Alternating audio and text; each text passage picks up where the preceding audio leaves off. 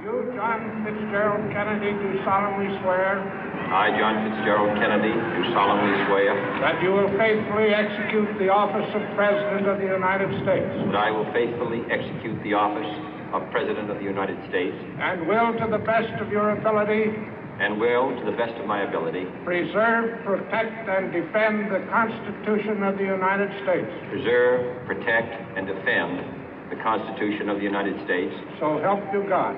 So help me God.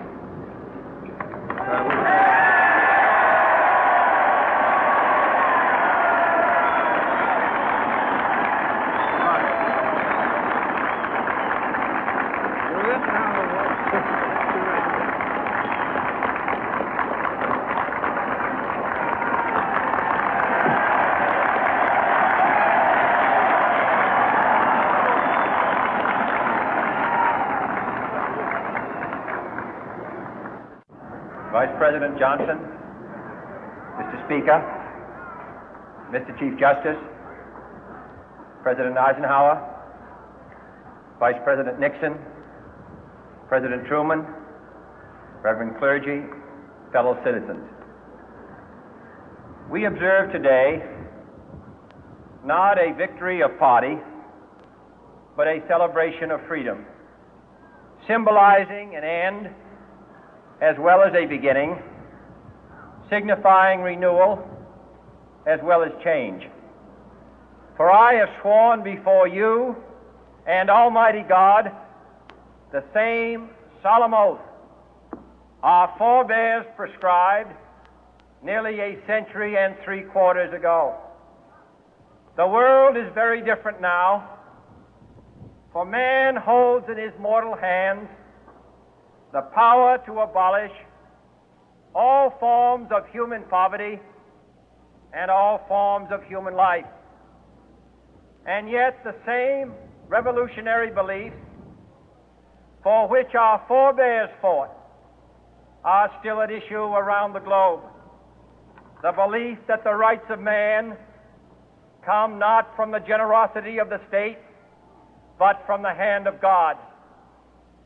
We dare not forget today that we are the heirs of that first revolution. Let the word go forth from this time and place to friend and foe alike that the torch has been passed to a new generation of Americans born in this century, tempered by war, disciplined by a hard and bitter peace, proud of our ancient heritage, and unwilling to witness or permit the slow undoing of those human rights to which this nation has always been committed and to which we are committed today at home and around the world.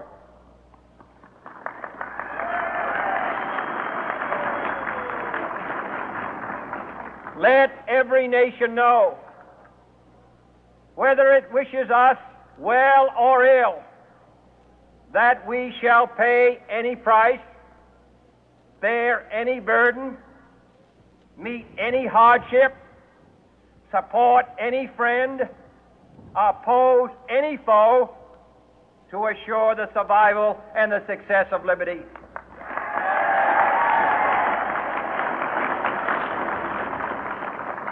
This much we pledge and more.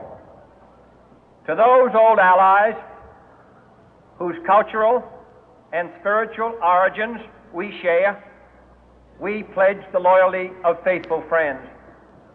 United, there is little we cannot do in a host of cooperative ventures.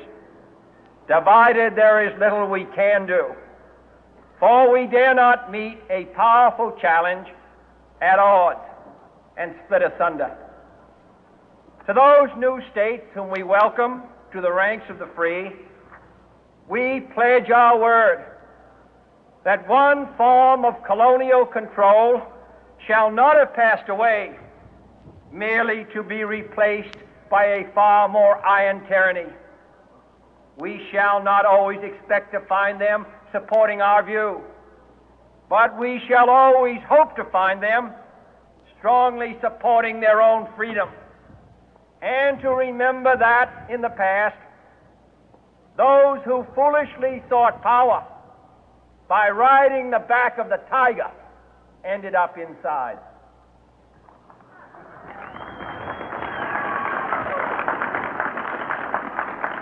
To those people in the huts and villages of half the globe struggling to break the bonds of mass misery, we pledge our best efforts to help them help themselves for whatever period is required, not because the communists may be doing it, not because we seek their votes, but because it is right. If a free society cannot help the many who are poor, it cannot save the few who are rich.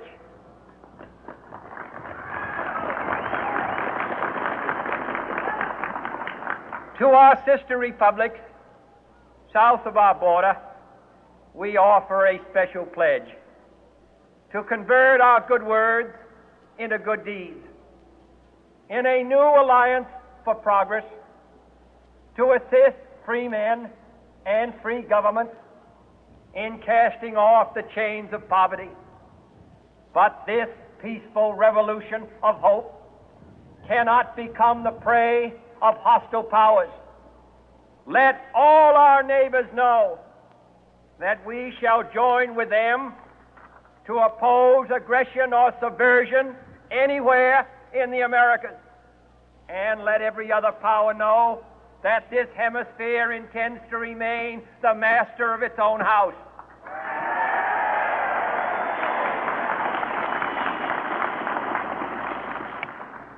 To that World Assembly of Sovereign States, the United Nations, our last best hope, in an age where the instruments of war have far outpaced the instruments of peace, we renew our pledge of support to prevent it from becoming merely a forum for invective, to strengthen its shield of the new and the weak, and to enlarge the area in which its writ may run.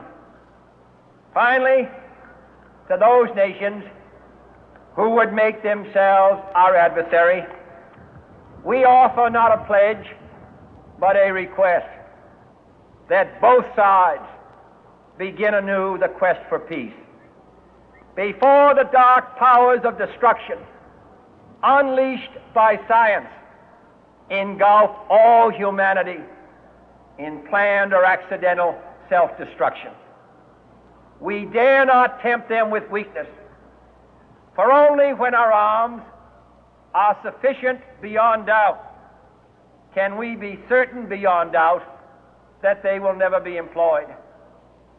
But neither can two great and powerful groups of nations take comfort from our present course, both sides overburdened by the cost of modern weapons, both rightly alarmed by the steady spread of the deadly atom, yet both racing to alter that uncertain balance of terror that stays the hand of mankind's final war. So let us begin anew, remembering on both sides that civility is not a sign of weakness, and sincerity is always subject to proof. Let us never negotiate out of fear, but let us never fear to negotiate.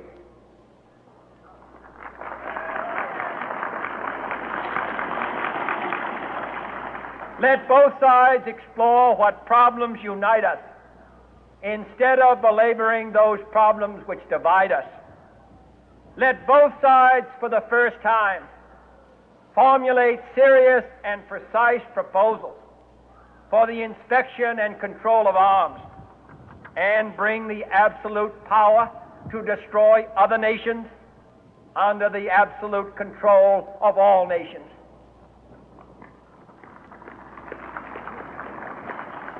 Let both sides seek to invoke the wonders of science instead of its terrors. Together, let us explore the stars, conquer the deserts, eradicate disease, tap the ocean depth, and encourage the arts and commerce. Let both sides unite to heed in all corners of the earth the command of Isaiah to undo the heavy burden and let the oppressed go free.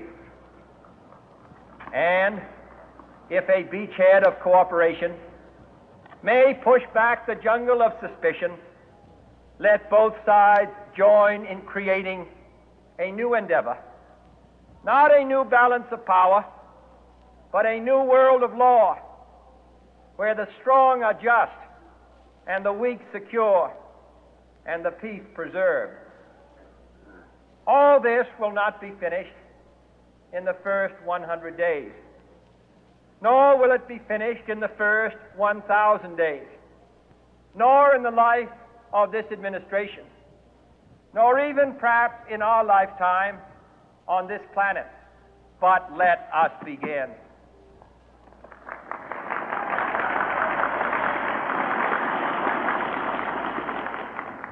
In your hands, my fellow citizens, more than mine, will rest the final success or failure of our course. Since this country was founded, each generation of Americans has been summoned to give testimony to its national loyalty. The graves of young Americans who answered the call to service surround the globe. Now the trumpet summons us again, not as a call to bear arms, though arms we need, not as a call to battle, though in battle we are, but a call to bear the burden of a long twilight struggle, year in and year out, rejoicing in hope, patient in tribulation, a struggle against the common enemies of man, tyranny, poverty, disease, and war itself. Can we forge against these enemies a grand and global alliance,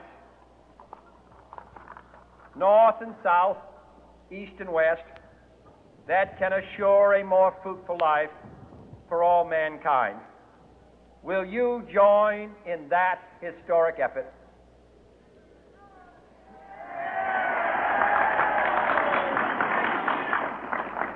In the long history of the world, only a few generations have been granted the role of defending freedom in its hour of maximum danger. I do not shrink from this responsibility. I welcome it.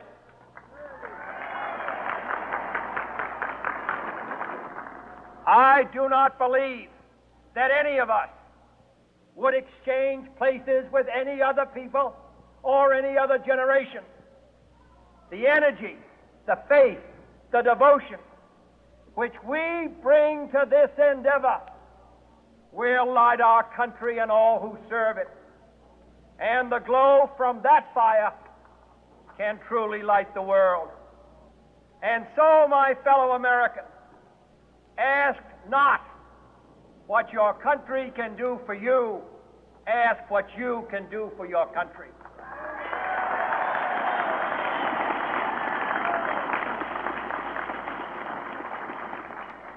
My fellow citizens of the world, ask not what America will do for you, but what together we can do for the freedom of man.